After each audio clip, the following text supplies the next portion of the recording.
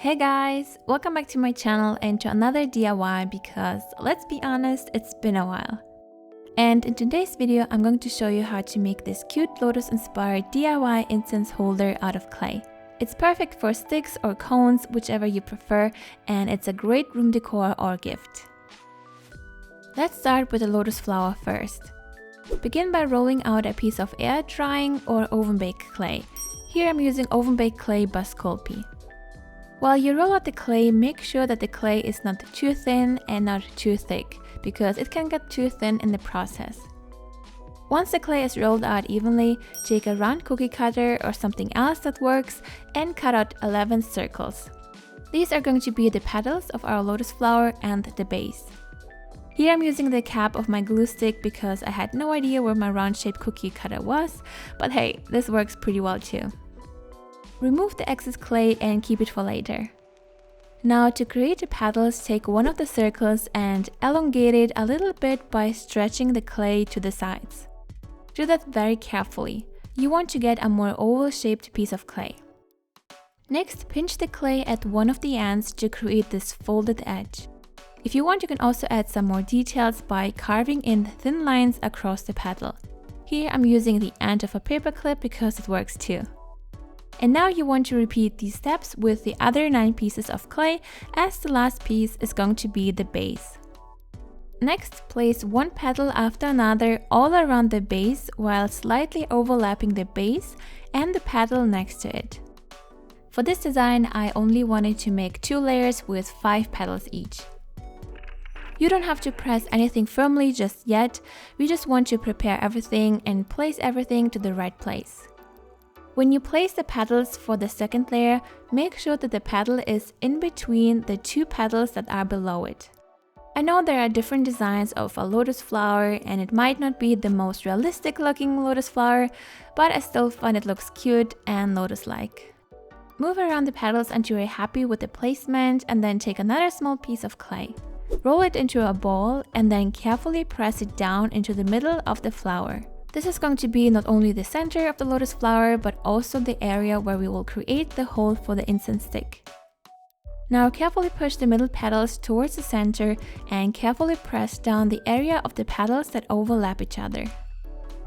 Next, turn the flower upside down and press down the other petals to attach them to the layer below while holding the flower at the center. To secure everything even better, you can also press in the clay all around the base area of the flower. This way the clay in the center gets attached a little better. And this is how it looks so far. To add more details to the middle part, you can take a toothpick or the end of a paper clip again, and then poke in a few holes on top of the center of the flower. And to make sure that the hole for the incense holder is thick enough, use one of your incense sticks and press it down, holding it either straight or slightly to the side. It depends on the design you want for your holder. Now it's time to create the lotus leaf where we can put the flower on top to hold the burnt parts. Again, start off by rolling out some clay, and this time the clay can be a little bit thinner. While you're rolling out the clay, you can either try to create a round shape just like that, or you can use a bowl to cut out a round shape. Next, you want to carefully press the clay down and upwards all around the edge to create this floaty and wavy shape. It might take some time until you figure out what works best for your clay because it can be a little bit tricky. The size of the leaf depends on the size of the lotus flower, so you can just place it on top and see if you're happy with how it looks and adjust the size accordingly. If you want, you can also add some details to the leaf by carving some lines starting from the center. But if you want to color everything later, these details may not be that visible in the end. Make sure you are happy with both pieces and check if you need to fix something, and then it's time to either let it dry or to bake it, depending on the clay you're using. Once everything has hardened and cooled down, you can go ahead and paint everything.